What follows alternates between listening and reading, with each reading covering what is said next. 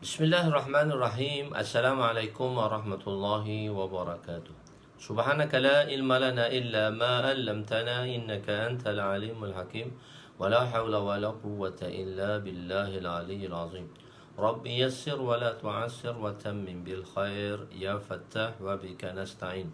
Nahmaduhu wa nusalli wa nusallim ala rasulihil karim wa ala alihi wa ashabihi al-fatihina بهديهم إلى الحقيقة المجادة أما بعد أعوذ بالله من الشيطان الرجيم بسم الله الرحمن الرحيم والعصر إن الإنسان لفي خسر إلا الذين آمنوا وعملوا الصالحات وتواصوا بالحق وتواصوا بالصبر صدق الله العظيم وقال النبي صلى الله عليه وسلم لا يؤمن أحدكم حتى يحب لأخيه ما يحب لنفسه وقال النبي صلى الله عليه وسلم نضر الله امرأ سمع مقالتي فوعاها ثم أداها كما سمع رب مبلغ أو آمن سامع أو كما قال عليهم الصلاة والسلام.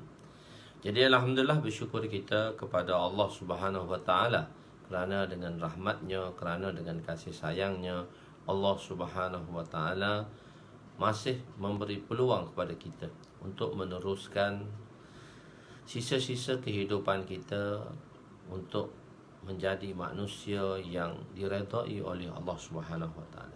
Insya-Allah pada hari ini kita sambung balik pengajian kita pada muka surat 170 iaitu sifat malu. Masih lagi dalam hadis yang keempat. Hadis yang kelima bracket 4 cabang iman, cabang keimanan. Jadi kita akan tengok kepada muka surat 170 iaitu malu. Di antara itu telah kita bincangkan afdalul iman dan imatatul adha anit tariq dan seterusnya sifat malu. Sifat malu merupakan satu bahagian yang besar. Nabi kata syu'batun. Nabi mengatakan syu'batun merupakan satu syu'bah. Dan dibentukkan dalam tanwin. Tanwin itu maksudnya nakirah lah. Dan nakirah tanwin di sini untuk ta'zim. Salah satu sifat yang besar. Begitu. Satu sifat yang besar. Disebut secara khusus kerana ia adalah sebab yang besar yang membawa kepada cabang-cabang iman yang lain. Sifat malu ini menyelamatkan manusia daripada melakukan dosa. Dengan sifat malu ni, seorang kita ada sifat malu. Dengan sifat malu ni akan terhindarlah seorang itu daripada dosa. Sebab tu Nabi menyatakan bahawa sifat malu kita panggil dalam bahasa Arab. Arab dia haya, sifat haya. Ha ya alif hamzah. Haya, sifat haya ni. Sifat malu ni ialah kenapa sabda Nabi SAW yang mafhumnya iza lam tastahyi fasna' ma syi'ta. Apabila kamu tidak malu maka lakukanlah mengikut kemahuanmu. Apabila seorang itu tidak mempunyai sifat malu maka dia akan melakukan apa sahaja yang disukai tanpa haya. Saya tulis itu haya, malu, sifat malu. Seorang itu tidak boleh menjadi seorang mukmin yang sempurna. Jadi tak boleh jadi seorang mukmin yang sempurna. Kadang-kadang malu tu pun menyelamatkan kita daripada dosa. Misalnya contoh satu orang, anak-anak muda, masa kita muda-muda dulu kita beratur nak beli satu tiket tempat tak baik. Maka kita pun tengok pakcik. Pakcik adalah kawan kepada ayah kita. Maka kita pun menyorokkan diri. Kenapa kawan kita tanya, kenapa kau sorokkan diri? Lah, kat depan tu kat kedai kopi depan tu pakcik. Kenapa dengan pakcik tu? Dia kata pakcik tu adalah kawan ayah aku. Jadi kalau malulah aku. Kenapa? Kalau tidak dia akan beritahu ayah aku. Jadi benda ni akan sampai. Jadi malu tu akan menyelamatkan seorang. Malu tadi dia akan menyelamatkan seorang daripada melakukan dosa. Khair. Jadi hayat tadi. Apabila hayat, cuma kadang-kadang lafaz hayat ni digunakan juga dinisbahkan kepada zat Allah. Tapi dia tidak memberi makna malu lagi dah. Begitu, tengok contoh dia. Kadang-kadang penggunaan yang berbeza menyebabkan lafaz malu tu tak digunakan. Tengok apabila hayat dinisbahkan kepada zat Allah. Ayat tadi dinisbahkan kepada zat Allah, maka ia tidak menunjukkan makna malu tetapi memberi makna taraka, iaitu makna meninggalkan. Sebagaimana firman Allah Subhanahu wa taala, "Innallaha la yastahyi an yadriba salamma ba'udah fama fawqaha." Sesungguhnya Allah tidak meninggalkan. La yastahyi tadi dia memberi makna la yatruk. Allah Ta'ala tak tinggal. Maksudnya Allah Subhanahu Wa Ta'ala tidak meninggalkan sesuatu untuk membuat perbandingan apa-apa sahaja seperti nyamuk, sehingga sesuatu yang lebih daripadanya, kerana perbuatan itu ada hikmahnya. Allah bagi satu misal. Maksudnya tidak ada satu hukum yang mana Allah tak jelaskan jika hukum tadi bersangkut paut dengan perintah, bersangkut paut dengan ahkam. Allah tak akan tinggal tanpa ada penjelasan. Kecuali Allah Ta'ala kata ada perkara yang mana Allah tak suka orang tahu dan dia tak perlu tahu. Jadi sesungguhnya tadi dalam ayat ini la yastahyi memberi makna la yatruk. Allah tidak meninggalkan sesuatu pun tanpa Allah menerangkan hukumnya. Sebab apa kita tak memberi makna malu pada Allah? Allah malu. Allah tak malu. Jadi kita tak memberi malu. Sebab sifat malu ni, sebab Allah Subhanahu Wa Taala suci daripada sifat-sifat yang boleh sifat-sifat yang lemah. Allah Taala ni suci, tanazzuhnya Allah Subhanahu Wa Taala ni daripada sifat-sifat yang lemah, malu. Jadi bagi Allah tak terkesan dengan apa-apa. Malu ni kenapa? Bila satu orang tu dia rasa terkesan di dalam hati dia pada sesuatu perkara yang menyebabkan dia terasa malu. Jadi daripada sifat ni, Allah Ta'ala ni suci daripada sifat malu. Maksudnya sebab berlakunya sesuatu, satu orang tu malu. Jadi Allah Subhanahu Wa Ta'ala dia tidak begitu. Kenapa? Ta'arif hayat ialah apa itu ta'arif hayat? Apa itu ta'arif hayat? Definisi makna hayat. Hayat ialah terkesannya tabi'i manusia dengan sesuatu. Tabiat kita terkesan, sedangkan Allah tidak terkesan pada apa-apa pun. Tak ada siapa, tak ada benda pun yang boleh memberi kesan kepada Allah SWT. Sebab Allah itu qiyamu binafsi. Dia berdiri di atas zatnya. Dia berdiri di atas zatnya. Dia tak terkesan. Jadi kalau kita tengok atas ta'rif malu tadi, jadi kenapa manusia malu? Sebab tabiat manusia mengalami sesuatu yang menyebabkan dia rasa segan. Segan aku, malu lah aku. Begitu. Segan lah aku, malu lah aku. Sufi Alias ni, dia tak pernah hubungi ustaz lama dah. Dia anak murid ustaz ni. Ustaz cari dia tak pernah hubungi ustaz, dan dia tak pernah telefon ustaz. Jadi ustaz minta dia hubungi ustaz, insyaAllah. Khair, Sufi Ilyas. Rasanya lah anak murid ustaz lama tak jumpa dia, rindu pula. Khair. Jadi hayat merupakan sifat malu yang baik. Tapi bagi Allah, bagi manusia, dia perlu ada sifat ini. Bagi manusia, dia perlu ada sifat ini. Jadi hayat ni merupakan sifat yang baik bagi manusia lah. Dan wujudnya kerana kemuliaan akhlak. Wujudnya tadi atas kemuliaan akhlak. Ini sebabnya pertama kewujudan hayat. Wujudnya hayat sebab atas akhlak yang mulia. Jadi orang yang berakhlak ni, dia akan rasa malu. Dia akan segan, malu nak buat maksiat dan sebagainya. Seumpama sebuah kisah, dalam satu kisah jemputan walimah Sayyidatuna Zainab radhiyallahu anhu, apabila Nabi SAW mengenai jemputan walimah Sayyidatuna Zainab. Bila Rasulullah SAW bernikah dan berkahwin dengan Sayyidatuna Zainab, maka Nabi SAW telah membuat walimah. Jadi Nabi pun panggil sahabat untuk makan di walimah di rumah Nabi SAW. Tapi oleh kerana sahabat ni terlalu rapat dengan Nabi, selepas makan, maka sahabat masih lagi berbuat. Nabi ingin supaya lepas makan terus pulang. Jadi terus pulang, tapi Nabi segan. Nabi malu nak beritahu, kau cepat-cepatlah balik. Macam kita kan, kalau kita tak suka, kita kata cepat. Mari makan setakat ni aja. Jadi dia segan. Nabi segan. Nabi tak beritahu. Apabila sahabat tidak beredar selepas makan dan Nabi tidak sanggup untuk menyatakan kepada sahabat, semua kamu boleh pulang, kerana hayat akhlak yang mulia Nabi SAW. Sehingga dikatakan hayat Nabi melebihi daripada malunya seorang anak gadis. Nabi ni lebih malu daripada seorang anak gadis. Okey. Sebab kedua tadi, sebab wujudnya hayat kerana akhlak, sifat. Akhlak ni maksudnya sifat lah. Kerana kerana sifat. Bagi Allah tu kita kata sifat. Bagi manusia tu dia akan menjadi akhlak. Dia tak boleh takhallaqu bi akhlaqil. Jadi kenapa pertama sifat hayat ni wujud sebab akhlak yang mulia. Sebab akhlak yang mulia. Sebab itu akhlak ni diajar dahulu.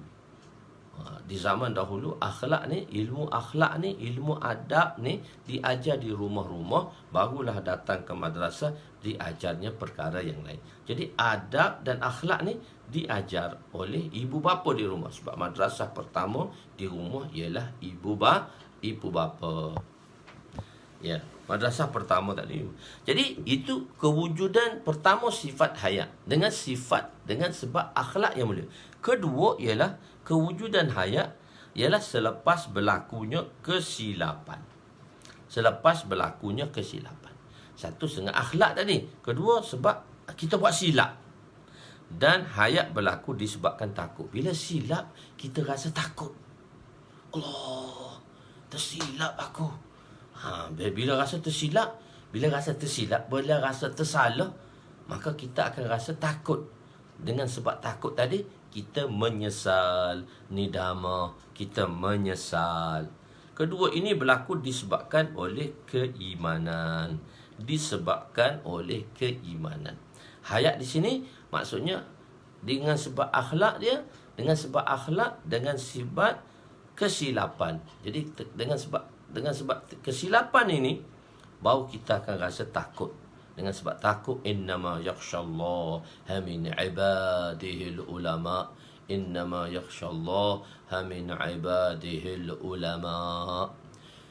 Sesungguhnya orang yang berilmu itulah orang yang paling takut. Kenapa?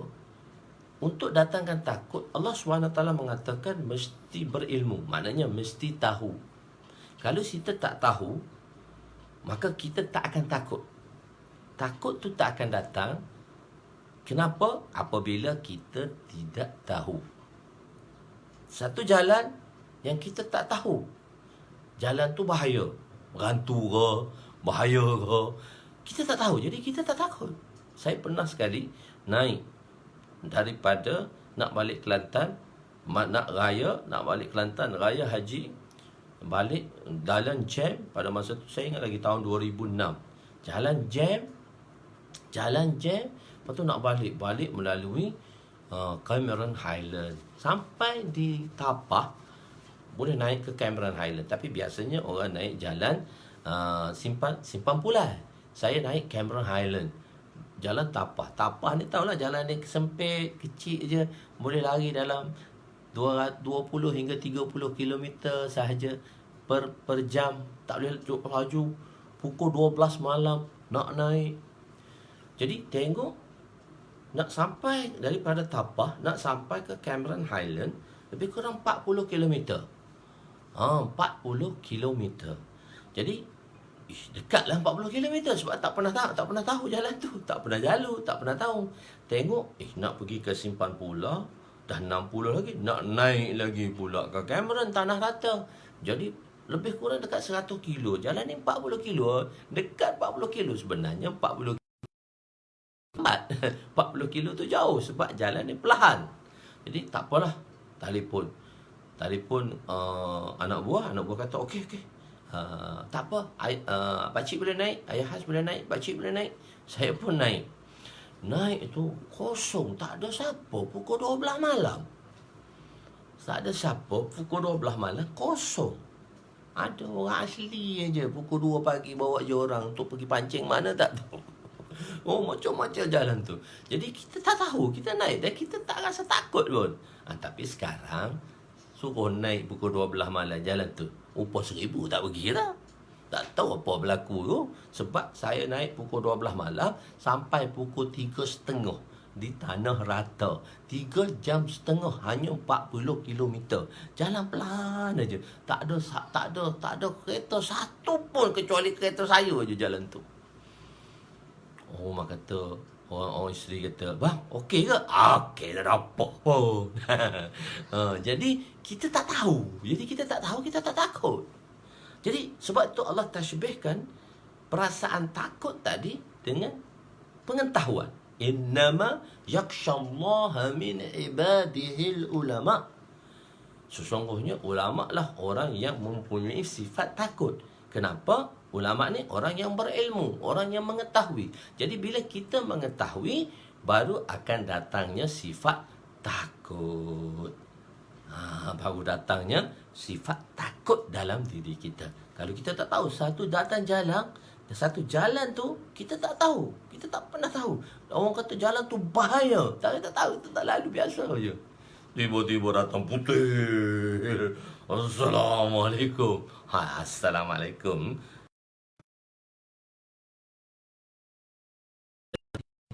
Sebab kita tak tahu.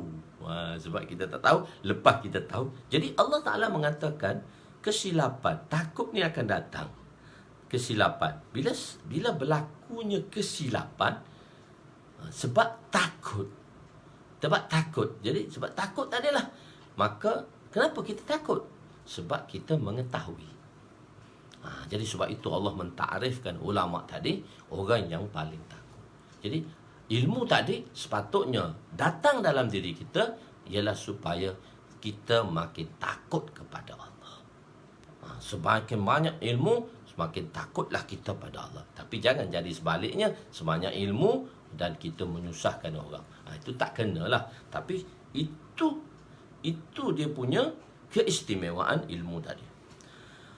Okey, kemungkinan juga Nabi disifat. Jadi kedua-dua ini, jadi sebab kewujudan hayat ialah selepas berlakunya kesilapan dan hayat berlaku disebabkan takut. Kedua-dua ini berlaku disebabkan imaniyah. Jadi dia satu hayat ni sebab ayat imaniyah. Satu lagi hayat tabi'iyah. Satu ayat semula jadi. Hayat semula jadi. Hayat tabi'iyah semula jadi. Berkemungkinan ataupun satu lagi berkemungkinan Nabi sebut hayat di sini disebabkan keadaan yang memerlukan sifat itu disebut secara jelas. Kenapa Nabi mengatakan hayat ni sebahagian yang besar? Sebab kadang-kadang Nabi perlu jelaskan, Nabi perlu tahu supaya orang tahu dengan sifat ini. Dengan sifat ini ada dua sebab lah datangnya hayat. Kerana akhlak tadi dan kerana takut. Takut ni ada hubung kait dengan ilmu. Begitu. Sebab macam tu. Hayat yang dimaksudkan di sini bukan hayat tabi'iyah, bukan hayat semula jadi. Kerana hayat tabi'i ini dimiliki oleh semua orang, hatta orang kafir. Hayat ni orang kafir pun ada juga hayat tabi'i. Jadi kita bukan maksudkan hayat semula je. Hayat maknanya bukan semula jadi. Semula jadi itu Allah yang jadikan. Maksudnya hayat yang mana semua orang ada. Hayat tabi'i dia panggil. Hayat secara tabi'i, iaitu dari segi bentuk tabi'i. Semua orang malu. Semua orang ada sifat hayat. Kadang-kadang orang yang non-Muslim pun ada sifat hayat. Tapi hayat yang kita maksud di sini ialah hayat imaniyah. Wallahu a'lam. Jadi kita seterusnya, siapakah orang Islam? Hadis seterusnya, siapakah orang Islam? An Abdullah bin Amr radhiyallahu anhuma qala Rasul sallallahu alaihi wasallam al-muslimu man salimal muslimuna min lisanihi wa yadihi wal muhajiru man hajara ma nahallahu anhu. هذا اللفظ للبخاري ولمسلم قال إن رجلا سأل النبي صلى الله عليه وسلم أي مسلمين خير قال من سلم المسلمون من لسانه ويده. Sayyidina Abdullah bin Abbas, Sayyidina Abdullah bin Amr radhiyallahu anhuma. Sayyidina Abdullah bin Amr radhiyallahu anhuma meriwayatkan Abdullah bin, bukan Amru, Abdullah bin Amr. Ain mim ra waw, kita baca dia Amr, bukannya Amru. Salah baca Amru tu, salah. Okey. Maksudnya adalah biasanya orang sebut juga Amru, tak apa. Okey. Di sini Sayyidina Abdullah bin Amr radhiyallahu anhuma, Abdullah bin Amr radhiyallahu anhuma meriwayatkan bahawa Nabi SAW bersabda, orang Islam yang sempurna. Al-Muslimu, saya terjemahnya, iaitu kamil Islam. Orang Islam yang sempurna. Alif Lam itu menunjukkan bukan orang Islam biasa ni. Alif Lam ahdu zahni, yang menyatakan, yang maksud Nabi ialah orang Islam yang al-Muslimu al-kamil. Al-Muslimu kamil. Al-kamil. Maksudnya orang Islam yang sempurna. Orang Islam yang sempurna ialah seorang yang apabila orang-orang Islam bukan lidah dan tangannya, dan sementara muhajir, orang yang berhijrah yang kamil, yang sempurna, ialah orang yang meninggalkan apa-apa yang dilarang oleh Allah Subhanahu wa taala. Dalam ada 36 tu diriwayatkan oleh Imam Bukhari dan juga diriwayatkan oleh Imam Muslim. Ini adalah lafaz, dan tapi yang dibawa oleh pengarang ialah lafaz yang dibawa oleh Imam setakat ini. Setakat ini lafaz Imam Bukhari, ma nahallahu anhu. Tapi lafaz Imam Muslim, dia kata inna rajulan, ada seorang bertanya. Rasulullah sallallahu alaihi wasallam, dan lafaz bagi Imam Muslim, Rasulullah sallallahu alaihi wasallam telah bersabda, sesungguhnya seorang yang telah bertanya, sesungguhnya seorang lelaki telah bertanya kepada Nabi, siapakah orang Islam yang terbaik? Baginda pun bersabda, orang Islam yang mana orang Islam lain terselamat daripada lidah, keburukan lidahnya dan tangannya. Itu Sayyidina Abdullah bin Amr lah, di antara kalangan orang yang banyak meriwayatkan hadis, dan beliau wafat ketika usianya 72 tahun, iaitu 60 tahun 65 Hijrah. 65 tolak 11, jadi 54 tahun lagi beliau hidup selepas Rasulullah sallallahu alaihi wasallam. Orang Islam lain, syarat, maksudnya seorang Islam yang sempurna, dia tidak menyusahkan orang Islam yang lain. Kenapa Nabi sebut orang Islam, sesama Islam? Nabi tak sebut manusia. Orang Islam tidak menyusahkan seluruh manusia. Menyusahkan manusia. Nabi menyebut orang Islam tidak menyusahkan orang Islam. Okey, tengok. Konsep bila kita bercakap, kita akan sebut, kita berceramah, kita akan sebut ialah orang yang berada di hadapan kita. Kita tak sebut orang yang tidak ada di hadapan kita. Sebab bukan bermakna percakapan kita tu tidak perlu kepada orang yang tiada di dalam majlis. Tapi konsep majlis, bila kita bercakap, kita menghadirkan orang yang berada di hadapan kita. Bukan bermaksud perkataan itu hanya untuk orang di hadapan. Tapi dalam konsep berceramah, kita kan kalau kita konsep berpidato, Assalamualaikum warahmatullahi ta'ala wabarakatuh, tuan-tuan, puan-puan, hadirin, hadirat yang mulia. Dulu kita belajar berceramah lah. Hadirin, hadirat yang mulia, kita sebut hadirin, yang hadir, orang-orang hadir lelaki. Hadirat ialah yang hadir orang-orang wanita, iaitu tuan-puan lah, tuan-puan yang hadir. Kita tak kata ghaibin, ghaibat, yang perempuan tak hadir, yang perempuan yang hadir. Kita tak kata yang lelaki hadir. Kita akan sebut orang yang berada di hadapan kita. Boleh faham? Orang yang ada depan kita. Jadi itu cara. Jadi sewaktu Nabi khitab, sewaktu Nabi sabdakan hadis ini kepada sahabat, sewaktu Nabi sabdakan hadis ini, maka di depan Nabi adalah sahabat, dan sahabat itu adalah Muslim. Sahabat itu adalah Muslim. Jadi Nabi akan mengkhitabkan, iaitu menghadapkan ceramahnya ialah kepada orang-orang yang berada di hadapannya, iaitu orang-orang Islam, yakni sahabat. Jadi sebab itu kita kata orang Islam yang kamil ialah orang yang tidak menyusahkan orang Islam.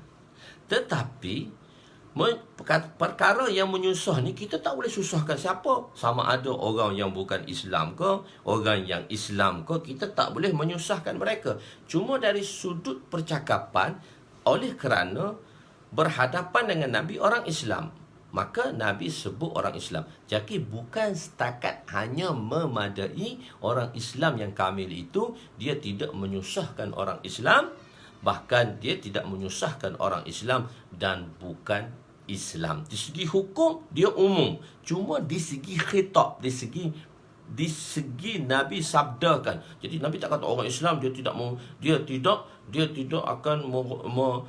akan menyampaikan kesusahan pada orang yang Islam dan bukan Islam. Dia tak sebut. Sebab dari segi khitab, dari segi percakapan semasa syarahan ataupun sabdaan itu dibuat oleh Nabi SAW. Boleh faham? Jadi perkataan orang Islam lain. Maksudnya orang Islam ni, orang Islam yang sempurna, dia tak boleh menyampaikan keburukan pada orang yang Islam dan bukan Islam. Sebab hukum ni umum. Nabi SAW kata, ya ghulam. Satu ketika Sayyidina Abdullah bin Abbas radhiyallahu anhuma membonceng di belakang Nabi SAW. Nabi kata, ya ghulam. Nabi nak kata, ya ummati, ya ummati, hai umatku. Sebab belakang Nabi itu Sayyidina Abdullah bin Abbas saja. Nabi pun panggil dia, ya ghulam, hai anak muda, inni u'allimuka kalimat. Aku nak bagi tahu kamu beberapa perkara. Ihfazillah yahfazka, ihfazillah tajidhu tujahak. Sempurnalah kamu akan setiap perintah Allah. Maka Allah Subhanahu wa taala akan menyelamatkan kamu. Ihfazillah, sempurnalah kamu akan setiap perintah Allah. Tajidhu tujahat, maka tajidhu tujahat, maka kamu akan dapati bahawa Allah itu sentiasa berada di hadapan kamu untuk membantu kamu. Jadi Nabi hanya khitab, Nabi hanya sabdakan kepada Abdullah bin Abbas yang ada di belakang Nabi. Tetapi maksud sabdaan tu ialah umum. Cuma Nabi khitab pada Abdullah bin Abbas sebab masa dengan tu hanya ada Abdullah bin Abbas. Begitulah juga dalam hadis ni. Dalam majlis Nabi, companion Nabi ni, dalam majlis Nabi ni hanya ada sahabat saja. Bila kita belajar hadis, bila kita baca hadis, kita boleh gambarkan macam mana keadaan Nabi dengan sahabat. Sebab tu sahabat, bila kita tengok satu orang berceramah, body language, maknanya bahasa badan. Ada orang dia ceramah dia ada orang dia bahasa badan macam tangan saya bergerak-gerak. Walaupun duduk seorang pun bergerak-gerak tangan tu nak beritahu. Bahasa badan tadi. Jadi bahasa badan tadi, bahasa badan ni ialah, bahasa badan ni dia menunjukkan bila Nabi bersabda, sahabat nampak bahasa body language Nabi, bahasa badan Nabi tadi. Dengan kalau Nabi nak marah, sahabat tengok muka Nabi macam mana, kerutan dahi Nabi macam mana, macam bila Nabi senyum, macam mana Nabi senyum. So sahabat nampak benda tu di hadapan. Jadi kadang-kadang kita belajar banyak hadis, kita boleh gambarkan benda tu di hadapan. Begitu. Jadi sahabat saja yang Nabi, sahabat yang nampak Nabi, tentang kesungguhan Nabi dalam menyampaikan perkara tersebut. Okey, orang Islam yang lain, al-muslimu man salimal muslimuna al-muslimuna tadi tu. Orang Islam yang lain, ini adalah dia panggil syarat ittifaqi. Syarat ittifaqi, dalam bahasa Arab kita panggil syarat ittifaqi. Dia ada dua syarat. Satu syarat ihtiradi, satu syarat ittifaqi. Syarat ihtiradi ni ialah syarat yang mana bila kita sebut satu perkara, dia tak boleh dipisahkan. Benda yang disebut itu secara khusus. Mana orang yang khusus sahaja boleh boleh hadir di dalam majlis itu. Itu syarat ihtiradi. Maknanya 3 perkara ni. Macam tu tadilah kita kata iman tadi terbahagi kepada 3. Iman tadi terbahagi kepada 3. Tasdiq bil qalb, iqrar bil lisan, amalu bil arkan. 3 ni syarat ihtiradi bagi Mu'tazilah. Dia kata 3 ni tak boleh pisah.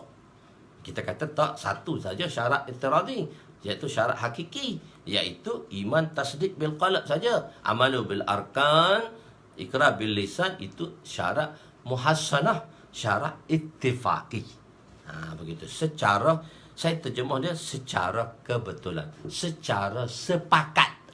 Lebih terjemah lain tempat lagi, secara kebetulan. Ada orang kata, mana boleh kebetulan? Semua benda Allah Subhanahu Wa Taala jadikan. Tak ada benda tu terjadi dengan kebetulan. Syarat ittifaqi dipanggil syarat yang mana secara berhimpunnya perkara tadi. Secara, tadi saya kata sebut apa tu? Secara, bukan kebetulan. Syarat yang mana syarat secara maksudnya syarat itu syarat ittifaq, maknanya secara sepakat. Sepakat. Macam tu. Bukan ihtirazi, itu syarat yang tidak boleh dipisahkan. Maknanya bukan hanya orang Islam sahaja yang tidak boleh disusahkan. Bahkan selain orang Islam juga kita tak boleh disusahkan. Maknanya bukan orang Islam sahaja. Jadi syarat ittifaqi ihtiradi ni orang Islam saja kita tak boleh. Orang Islam saja kita tak boleh susahkan dia. Orang bukan Islam tak apa kita susah. Tak, bukan syarat secara ittifaqi, secara sepakat. Sebab dalam majlis yang itu ada sahabat-sahabat saja, bukannya orang yang bukan Islam. Okey. Jadi, dan ada riwayat mengatakan bukan al-muslimu an-nas, akan tetapi an-nas juga orang Islam, bukan orang Islam yang sempurna. Dia tak menyusahkan orang, semua manusia. Bukan manusia sahaja kita tak boleh susahkan. Binatang-binatang pun kita tak boleh susahkan. Kerana juga tidak boleh disakiti. Sebab apa kita tak boleh sakiti binatang? Kalau dalam bab sembelihan, yang terbaiknya kita sembelih binatang dengan pisau yang tajam. Kenapa kita sembelih pisau yang tajam? Supaya binatang tu cepat mati dan tak menyakitkan dia. Jadi bermakna orang Islam ni bukan setakat dia tak menyusahkan orang Islam, dia tak menyusahkan orang yang bukan Islam, dan dia tak menyusahkan binatang-binatang, dia tak menyusahkan tumbuh-tumbuhan dan sebagainya. Cuma disebut Islam, disebut orang Islam. Tapi makna dia luas. Sebab tu daripada hadis ini kita tidak ambil dari segi lafaz sahaja.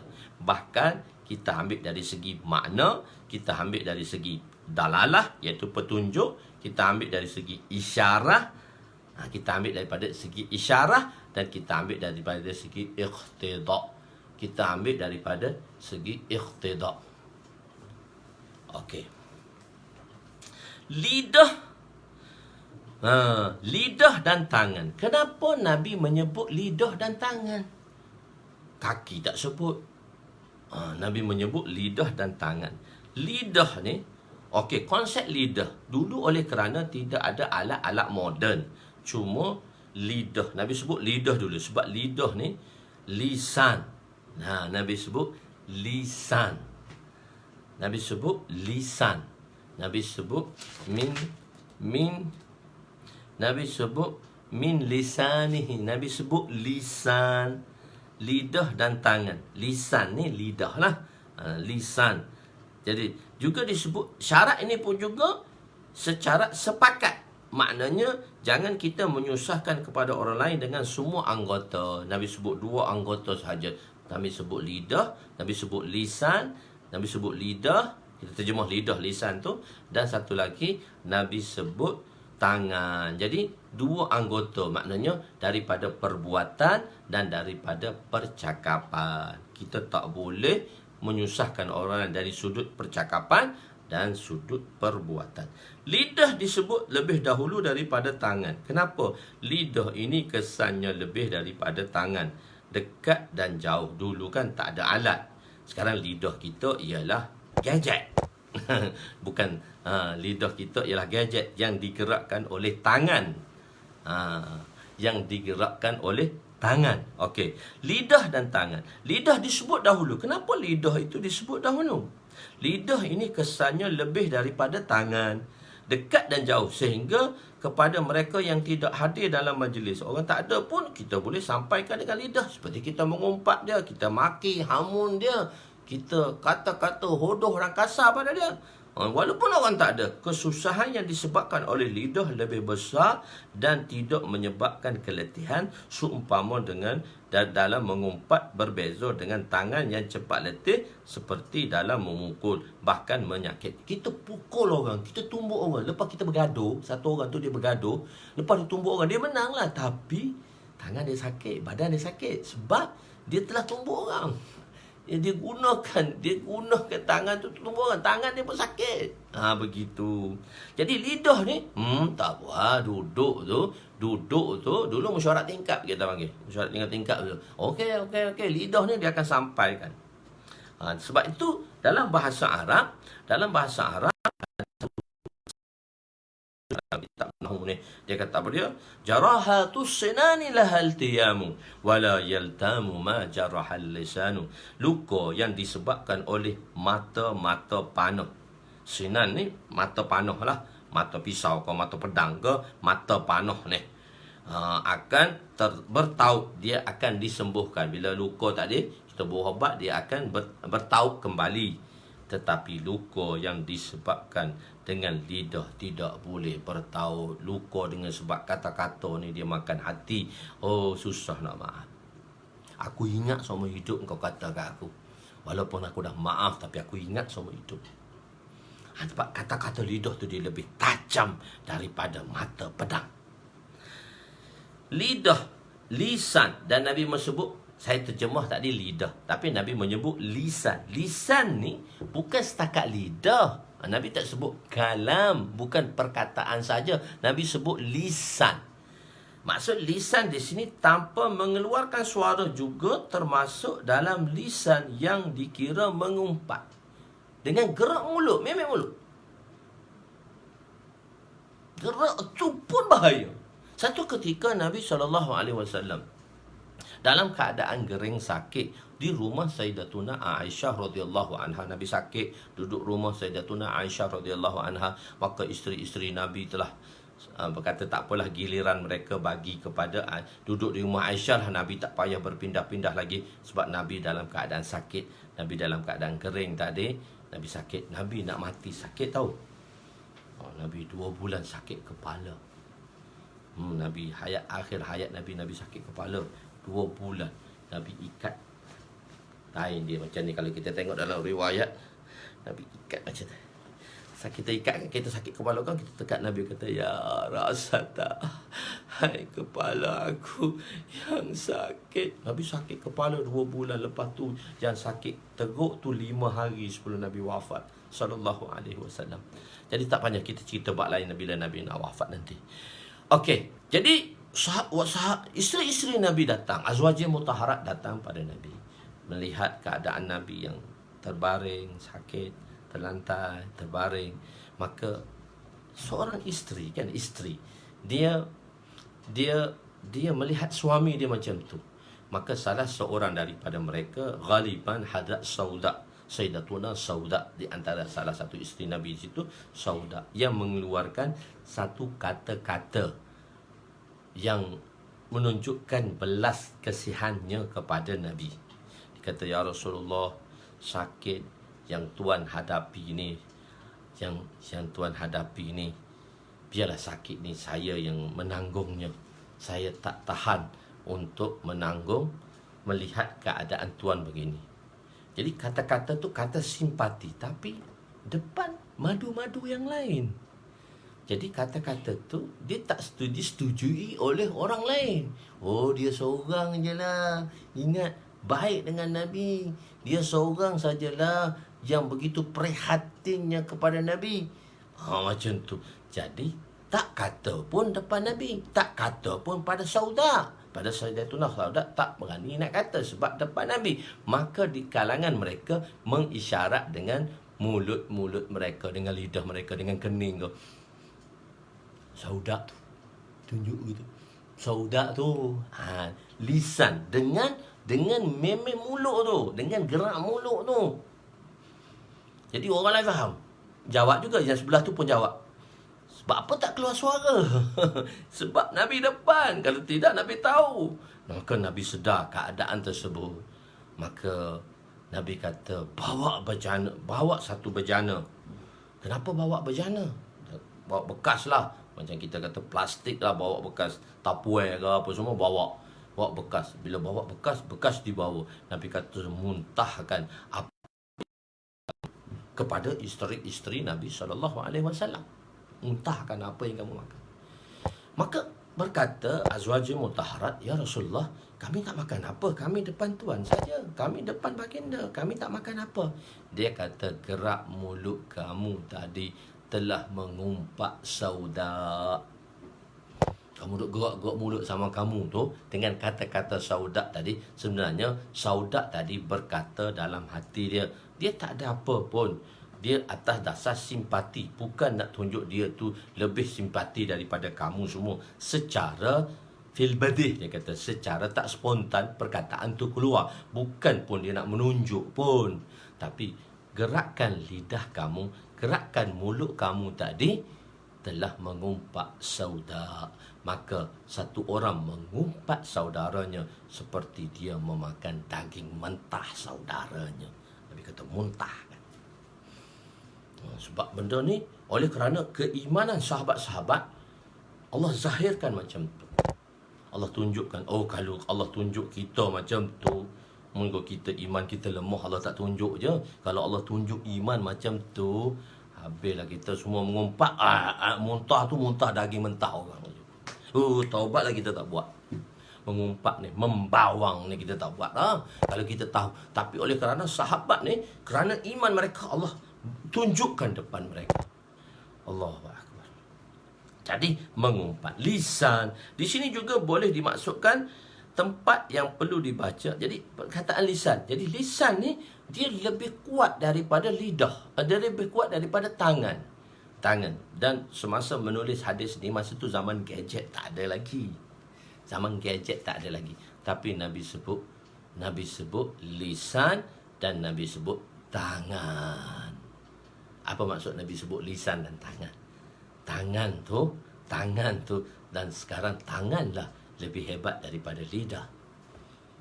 Tak satu type seluruh dunia sampai. Masa tu saya tulis syarah ni, masa tu gadget tak ada lagi. Sebab saya sudahkan syarah ke ayalah pada tahun 2010. Zaman tu zaman gadget tak masyhur lagi. So zaman telefon pintar tak ada lagi masa tu. So saya tak masukkan tangan tu, lebih penerangan dia di sini. Sebenarnya Nabi dah sebut dah, iaitu lidah dan tangan. Maksudnya tangan tu juga dunia di hujung jari. Tak tu satu kampung, dulu kita mengumpat, dulu kita mencela satu kampung saja orang tahu, kampung lain tak tahu. Sekarang satu tekanan tangan, satu titik, satu tulisan di tangan itu boleh sampai seluruh dunia. So apa yang ditulis tu, apa yang dimaki, yang dihamun, apa saja yang ditulis oleh tangan, mungkin kita dapat delete, tapi di iCloud dia tak boleh delete. Tu tak boleh delete dah. Orang yang buat komputer ni, orang yang buat gadget ni, kita tulis tu di iCloud tu tak boleh potong dah. Boleh ambil balik, boleh tengok balik. Begitu. Cuma terdelete boleh lah. Delete boleh, tapi tengok tangan tu teruk lagi. Allahu Akbar. Semoga Allah SWT selamatkan kita. Nak share satu-satu benda tu, kena pastikan dulu benda tadi betul atau tidak. Kalau tidak, tak payah share. Sebab kita tak tahu, takut share kita tadi memberi kebinasaan. Okey. Lisan, jika gerakan mulut tanpa mengeluarkan suara juga termasuk dengan lisan dan boleh dikira mengumpat. Di sini juga boleh dimaksudkan tempat yang perlu dibaca kuat tetapi baca, kadang-kadang pelajar kan dia salah, dia baca pelan aja. Sepatutnya dia kena baca kuat. Itu pun menyusahkan orang. Tempat yang perlahan dia baca kuat, itu menyusahkan orang. Tempat yang perlu cakap perlahan tetapi cakap kuat juga menyusahkan orang. Dan di sini saya bawa sedikit. Jadi mengumpat, maknanya kita memberitahu perihal orang lain. Boleh tak kita mengumpat? Boleh tak kita memberitahu perihal orang lain? Imam Nawawi rahmatullah alaih, sebab satu kesalahan perlu diperbaiki dan perlu ditegur dan perlu dibuat dengan cara yang baik. Maksudnya benda tu perlu ditegur. Jadi nak tegur tu, Nabi bila kita tegur, terkira dah mengumpat dah orang. Tak ada. Jadi sebab itu Imam Nawawi dalam mensyarahkan hadis ini, dalam riwayat Imam Muslim, membenarkan seorang tadi ghibtah, menceritakan sudut seseorang dengan sebab 6 perkara. Imam Nawawi menyatakan dibolehkan untuk menceritakan perihal keburukan seseorang, iaitu ghibah, atas tujuan yang dibenarkan oleh syarak. Yang syarak benarkan. Beliau telah menyebut 6 sebab di sini yang telah disebut oleh Imam Nawawi. Kezaliman. Bila satu orang tu dia melakukan zaliman, kita tak boleh mengumpat dia, kita tak boleh nak cerita ke?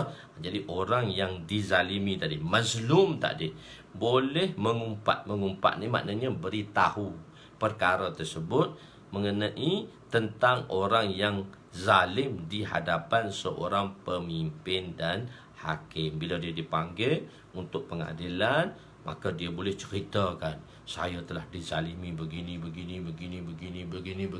Benda tu perlu diselidik balik lah. Perlu tu bila pergi mahkamah, dia ada dah pendakwa raya dan sebagainya. Tapi boleh disebut untuk mengelakkan dia daripada dicengkam oleh kezaliman. Okey. Dengan iaitu pada pemimpin lah, maknanya pada orang yang berhak untuk kita sampaikan, pada orang yang berhak untuk kita sampaikan. Nanti hadis Sayyidina Umar yang mana tidak menjawab salam Sayyidina Osman, nanti akan diceritakan di sana nanti macam mana Sayyidina Umar telah bertemu dengan Sayyidina Abu Bakar untuk menyelesaikan masalah tersebut. Tempat yang nak ditujukan tadi ialah orang yang boleh mengambil tindakan, iaitu seperti hakim, yakni undang-undang lah, yang yakni dengan mengatakan si fulan telah menzalimi saya. Kedua, tujuan untuk menghapuskan pekerjaan dosa, jadi kerjaan maksiat dan dosa, dan pekerjaan yang bersalahan dengan syariat. Pekerjaan bersalahan dengan syariat tadi, dengan memaklumkan kepada pihak yang berkuasa dan mampu mencegah perkara itu dengan mengatakan bahawa si fulan telah melakukan perbuatan tersebut. Si fulan telah melakukan perbuatan tersebut. Si fulan telah melakukan semua perbuatan tersebut. Jadi dia boleh ceritakan, sebab untuk hapuskan maksiat tadi. Khair. Ketiga, untuk mendapat fatwa, untuk mengambil fatwa. Ini saja contoh yang dibawa di sini ialah isteri kepada Sayyidatuna Hindun, isteri kepada Abu Sufyan. Abu Sufyan ni agak cermat sikit kot dalam memberi nafkah kepada isterinya, yang mana sampai tidak mencukupi. Dia jenis cermat sangat kot. Jadi kalau kita nak kata kedekut, tak bolehlah, dia sahabat. Sebab saya guna perkataan cermat. Mungkin dia terlalu cermat sangat kot, sampai dia bagi nafkah tak cukup. Bila tak cukup dengan nafkah ni, maka Sayyidatuna Hindun telah datang kepada Nabi dan memberitahu akan hal tersebut kepada Nabi. Dia kata Abu Sufyan gini, dia terlalu cermat, tak nak bagi nafkah, aku tak cukup. Boleh tak aku guna harta dia tanpa pengetahuan dia? Bolehlah, tapi atas keperluan kamu, jangan ambil lebih. Jadi begitu. Jadi untuk mengambil fatwa, akan tetapi yang terbaik ialah dengan tidak menyebut nama seorang yang menyebabkan nama ataupun menyebut nama samarannya. Ini kerana Sayyidatuna Hindun Sayyidatina Hindun telah menyebut nama Sayyidina Abu Sufyan di hadapan Nabi apabila beliau bertanya tentang hukum menggunakan hak milik suami yang bakhil. Dalam riwayat itu kata bakhil sikit, saya tulis dari situ riwayat, tapi dari segi sebutan tu yang cermat sangat. Begitu. Maka kita nak Nabi beritahu, okey, kamu boleh ambil tanpa pengetahuan dia, ialah berkadar hak kamu. Mana hak kamu yang keperluan yang kamu perlu, tidak berlebih daripada keperluan. Jangan ambil semua. Untuk keperluan kamu boleh ambil tanpa pengetahuan. Keempat, untuk menyelamatkan seorang Islam daripada keburukan seperti mengatakan bahawa rawi tadi telah melakukan perbohongan atau mengatakan bahawa saksi itu telah berdusta. Jadi untuk selamatkan satu orang tadi, dia kata agama ni kan rawi. Rawi itu sebab tu dia ada syarat-syarat rawi. Untuk mengambil syarat-syarat rawi tadi, kena tahu syarat rawi macam mana siqahnya rawi. Itu ulama itu satu. Kalau dalam jenis rawi ni, dia ada satu kitab yang masyhur dalam ilmu hadis ni, Asma'ur Rijal. Nama-nama rijal, lelaki-lelaki yang meriwayatkan hadis tadi, daripada bila dia berlahir, bila dia beranak, bila dia mengaji, bila dia hafal Quran, dia belajar dengan siapa guru dia, semua detail dia panggil biografi. Asma'ur Rijal, nama-nama tadi. Jadi seorang rawi yang nak meriwayatkan hadis tadi mestilah seorang yang siqah. Seorang yang siqah. Seorang yang adil.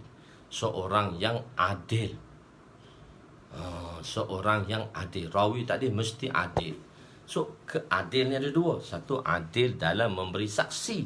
Satu lagi, adil di dalam riwayat hadis. Adil dalam meriwayat hadis, syarat dia lain. Adil dalam menjadi saksi, syarat dia lain.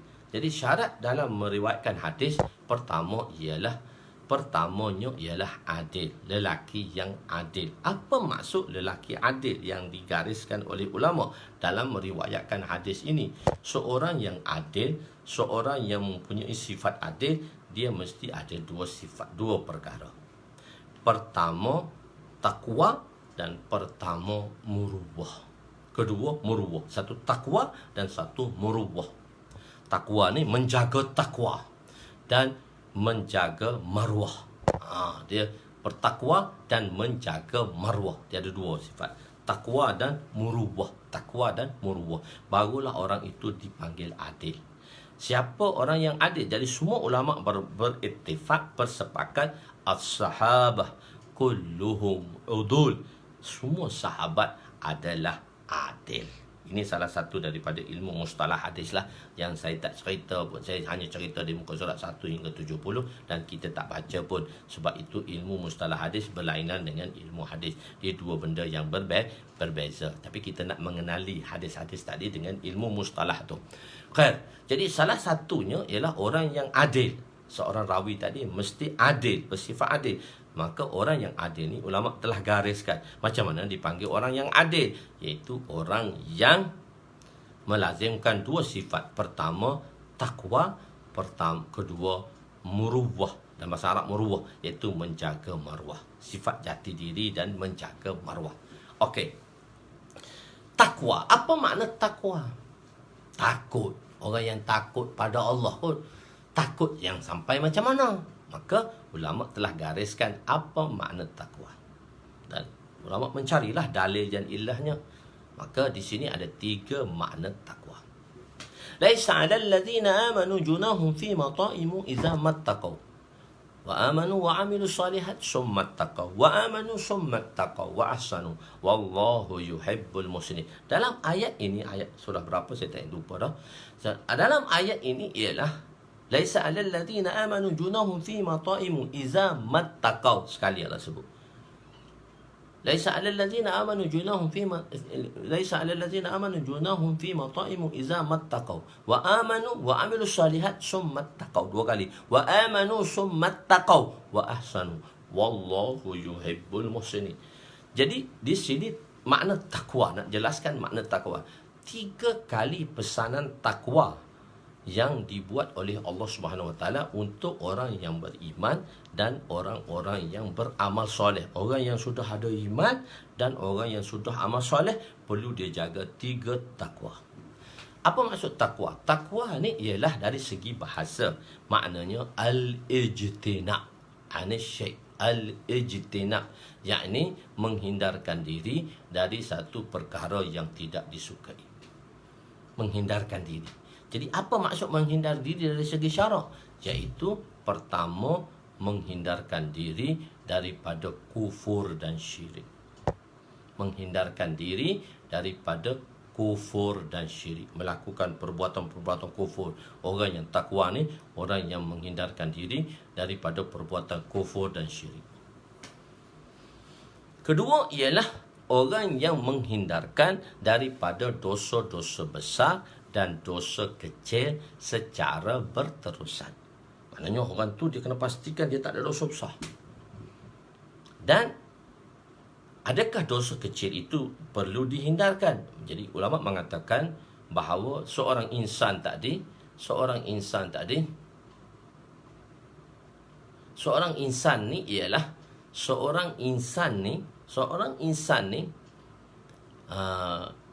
dia tak boleh lari daripada dosa kecil.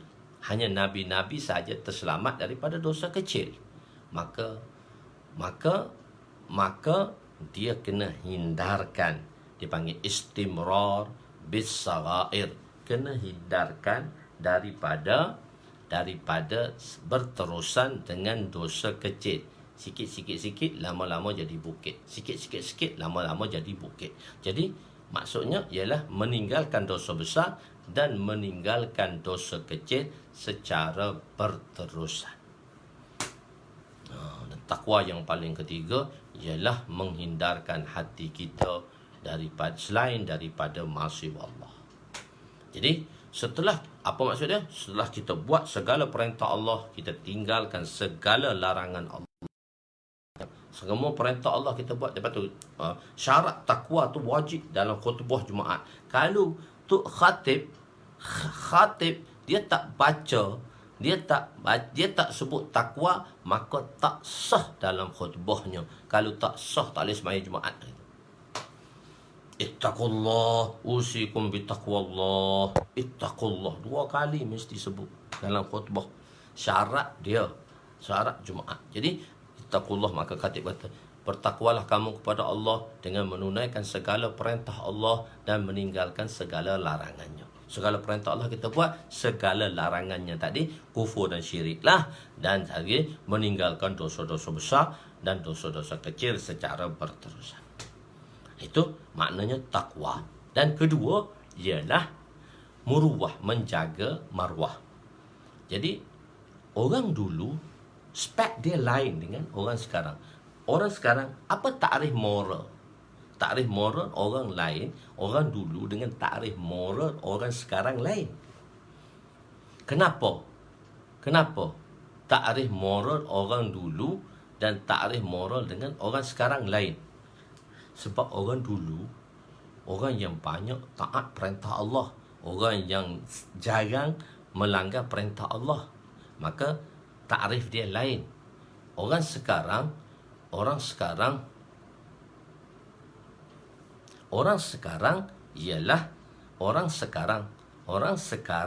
ialah dosa dia banyak berbandingkan dengan pahala. Jadi maka takrif dia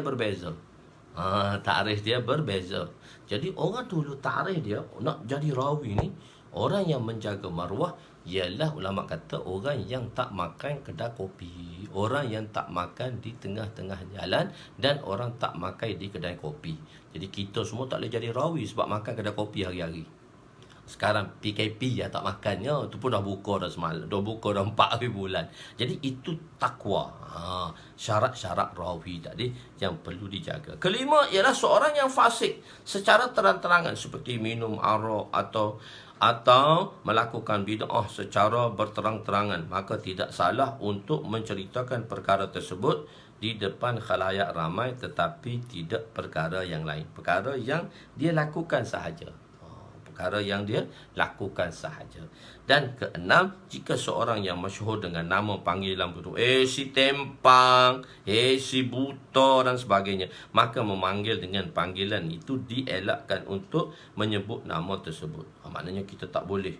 Tetapi kalau orang tak faham je, saya nak jumpa Pak Mat lah. Pak Mat mana tu? Pak Mat buta ke? Ke Pak Mat pekak? Pak Mat pekak. Kena jelaskan Pak Mat pekak sebab ada dua. Pak Mat kat kampung tu, Pak Mat pekak ada, Pak Mat buta ada. Nak jumpa Pak Mat mana?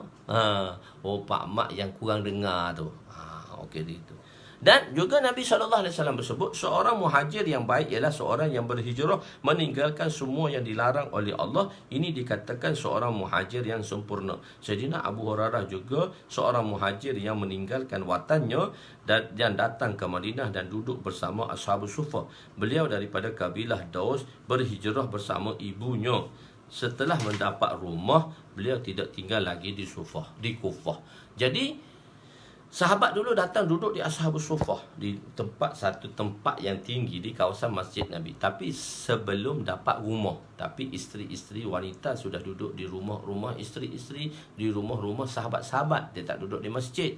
Tapi lelaki ni setelah dapat rumah, maka mereka berpindah dan mereka tidak jadi lagi Ashabus Suffah. Kan? Kebiasaannya sahabat apabila sampai di Madinah buat sementara waktu, mereka akan tinggal di Suffah sebelum mendapat rumah. Ini bermakna mereka tidak menjadikan masjid itu sebagai tempat tinggal. Kita tak jadikan masjid itu sebagai tempat tinggal. Hadis-hadis sebelumnya dikenali sebagai hadis ahadis, iaitu hadis-hadis mengenai perkara-perkara yang dilaksanakan makrufat. Tapi hadis ini juga dikenali dengan nama dengan dikatakan hadis-hadis mengenai perkara yang ditinggalkan, iaitu mesti perkara-perkara yang kita ditinggalkan. Seterusnya kita pergi lagi. Hadis yang ketujuh, tingkatan kasih sayang.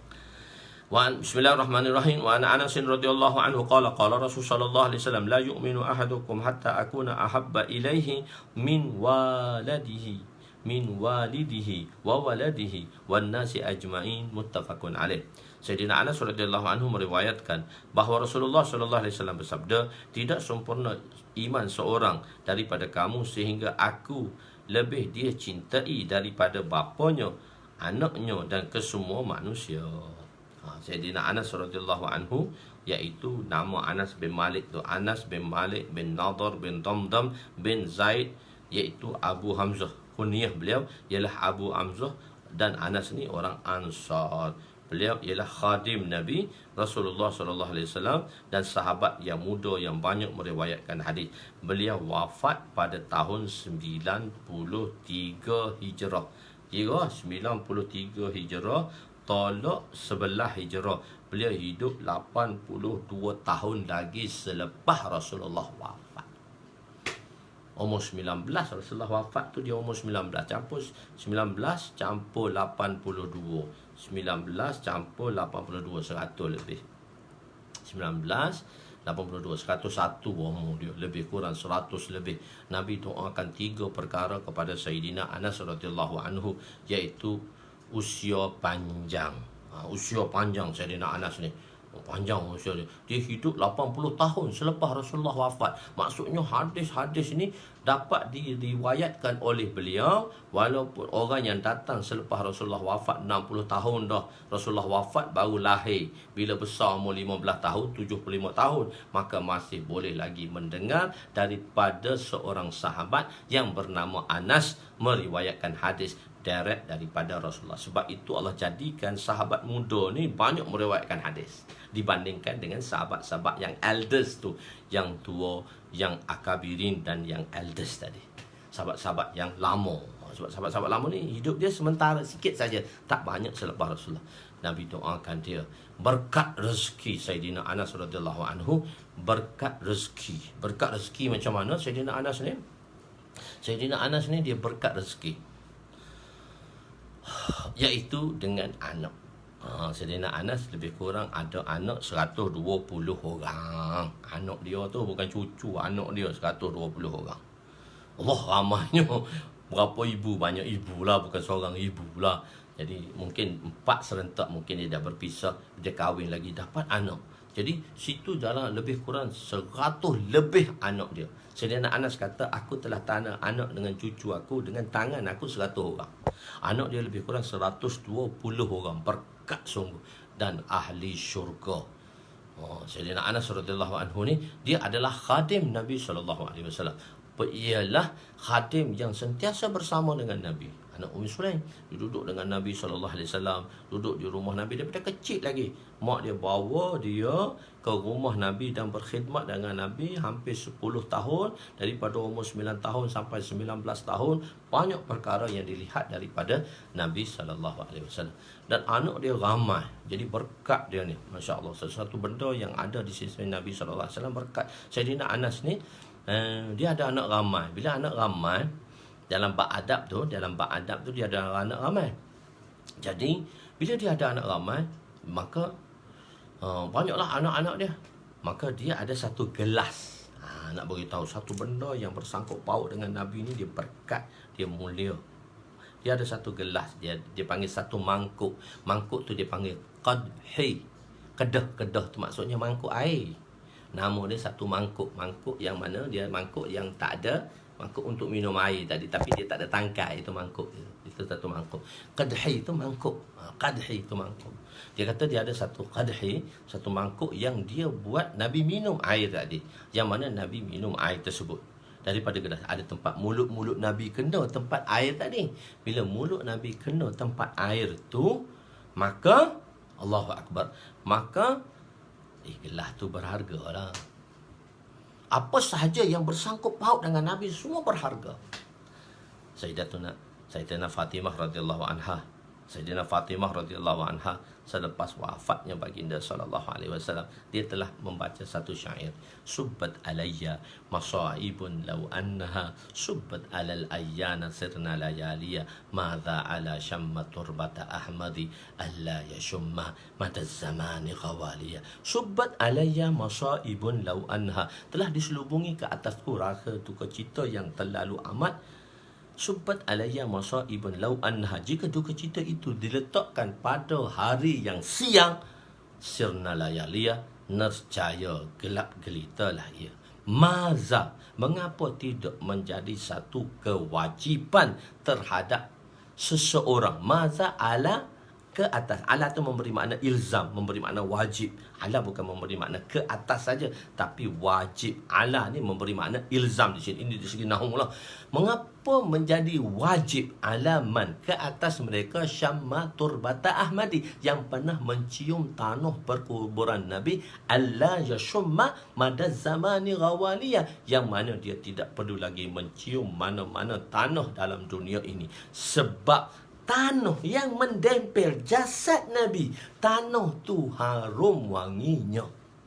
Tanah tu begitu harum, perfume dia, harumnya tanah itu. Sayyidina Fatimah kata, tak ada satu lagi mana-mana keharuman dalam dunia ini menandingi tanah tersebut. Tanah tu tak ada apa pun, tapi dengan berkat tanah itu yang mana diletaknya jasad Nabi yang mulia, tanah tadi wangi. Wangi tanah tadi, harum, wangi hanas tadi harum. Fatimah kata, siapa cium tanah tu, dia tak perlu cium dah mana-mana perfume minyak atar dalam dunia. Perfume minyak atar dalam dunia dia tak boleh sama. Apa sahaja yang keluar daripada Nabi semua wangi. Allahu Akbar. Hadis-hadis Nabi, sebab itu tuan guru kami Maulana Musa Rohani Bazi telah meninggal. Imam Bukhari rahmatullahi alaih, dia bila telah meninggal, tanah kubur dia wangi kerana dia menanggung hadis Nabi sallallahu alaihi wasallam. Wangi, orang mari ambil tanah macam-macam untuk, sebab wanginya tanah tadi. Sebab dia ada sangkut paut dengan hadis Nabi sallallahu alaihi wasallam. Kedua ialah bila guru kami rahimahullah Syekh Musa Rohani Bazi rahmatullahi alaih meninggal, dia mengajar hadis 70 tahun, hadis Tirmizi. Hampir 70 tahun dia mengajar hadis Tirmizi. Maka bila dia meninggal, mati, tanah kubur dia wangi. 1998 beliau meninggal, tanah kubur dia wangi selama 7 bulan. Orang yang ada hubung kait dengan hadis Nabi sallallahu alaihi wasallam. Sebab kita nak menjiwai hadis baginda sallallahu alaihi wasallam. Balik kepada cerita Sayyidina Anas. Sayyidina Anas, jadi benda yang mana ada sangkut paut dengan Nabi, ada sangkut paut dengan Nabi, benda tu berharga. Sayyidina Anas, dia ada satu mangkuk yang nama dia qadahi, yang mana dia telah bagi minum Nabi, dan mangkuk tadi terkena mulut Nabi. Bila Nabi wafat, mangkuk tu duduk dengan dia lagi. Bila dia wafat, mangkuk tu duduk dengan dia lagi. Bila mangkuk tu dengan dia, maka dia telah mewariskan mangkuk ni kepada satu orang anaknya yang bernama Nasr bin Anas. Nasr bin Anas, oleh kerana perlukan sedikit keuangan untuk keluarga dia, dia telah jual lelong mangkuk yang diminum oleh Nabi tapi milik Sayyidina Anas. Tapi mangkuk tu dia ada hubungan dengan Nabi. Maka dijual mangkuk tadi dengan harga, Allah Akbar, dengan harga, mangkuk itu dijual dengan harga 700,000 dirham. 700,000 dirham. 700,000 dirham dijual mangkuk tadi dengan harga 700,000. Satu dirham sama dengan 40 ringgit. Satu dirham sama dengan 40 ringgit. Waktu 700,000. 700,000 kali 4, 28. 700,000 dia ada 6 kosong. Kali 4 dia ada 8 kosong. 28 ada 8 kosong. Berapa tak tahu dengan ringgit Malaysia, tuan-tuan kira sendirilah. Mahalnya benda tadi. Menjadi mahal bila ada dia hubungan kait dengan Rasulullah SAW. Begitulah apabila kita mengambil kerja Nabi SAW. Kita buat kerja Nabi. Kita ada hubungan dengan Nabi. Kita buat dakwah. Kita ada hubungan dengan Nabi. Maka begitu mulianya kita. Umat ini adalah umat kepada Rasulullah SAW yang bertanggungjawab untuk menyampaikan agama, untuk mengambil agama daripada Nabi untuk sampaikan. Jadi kerja biar ada nisbah hubungan dengan Rasulullah SAW. Jadi bila kita menghayati hadis-hadis Nabi, sebab tu saya nak bawa dalam masyarakat, saya nak bawa dalam umat, bukan sahaja kita mengenali hadis-hadis fiqh saja, kita bahabat fiqh saja, seluruh kehidupan Nabi. Sebab tu saya telah cuba nak menterjemahkan dan menulis sedikit syarah tentang Mishkatul Masabih. Sebab kalau hadis-hadis Mishkatul Masabih ni, ialah Mishkatul Masabih ni, bila Mishkatul Masabih, Mishkatul Masabih ni ialah menceritakan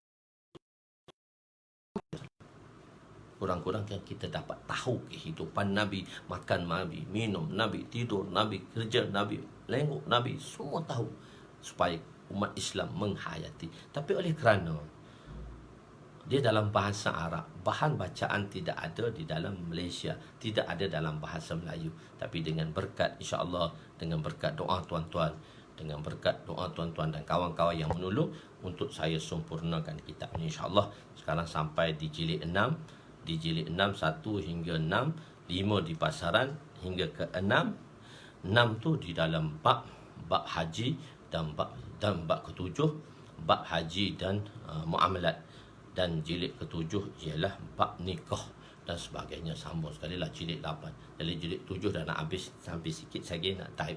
Jilid ke-6 tak dikeluarkan, dah siap dah. Jadi supaya apa? Supaya perkara ni ada dan wujud dalam kehidupan kita. InsyaAllah kita sambung hadis kasih sayang Nabi SAW. Sebab saya nak sambung tadi, takut pendek sangat, tak sempat masa. So saya cerita sedikit sebanyak kepentingan hadis-hadis Nabi SAW. Kepentingan hadis terjemah dah siap apa semua dah. Cuma nak typing tu aja. Dalam typing tu agak lambat lah untuk mengambil masa. Perlu tengok pembaikian, kena betulkan. Baru ni nak siapkan 4 dan 5. Nak setting pun 5 kali saya kena tengok. Kawan saya yang nak buat setting tu 5 kali dia kena tengok untuk setting saja. Dan satu kitab adalah hingga 5 hingga 600 muka surat. So 2 kitab kena tengok 5 kali. Tuan-tuan bayanglah 1000 muka surat kena setting sebanyak 5 kali. Tuan-tuan doa moga Allah mudahkan supaya kitab ini dapat disiapkan lah, insya-Allah, summa insya-Allah. Jadi yang baik itu daripada Allah, yang kurang itu daripada kelemahan saya. Insya-Allah kita sambung lagi untuk esok hari 6.45 insya-Allah. Wallahu a'lam. أقول قولي هذا أستغفر الله العظيم لي ولوالدي ولجميع المسلمين والمسلمات وللمؤمنين والمؤمنات الأحياء منهم أموات برحمتك يا أرحم الراحمين يا أول الأولين ويا آخر الآخرين ويا ذا القوة المتين ويا راحم المساكين ويا أرحم الراحمين ظلمنا أنفسنا وإن لم تغفر لنا وترحمنا لنكونن من الخاسرين اللهم إنك عفو كريم اللهم إنك عفو كريم تحب عفا فاعف عنا اللهم اغفر لنا ذنوبنا ووسع لنا خلقنا وتجب لنا كسبنا وكنعنا بما رزقتنا ولا تذهب طلبنا إلى شيء صرفته عنا وصلى الله على سيدنا محمد وعلى آله وصحبه أجمعين والحمد لله رب العالمين تقبل الله منا ومنكم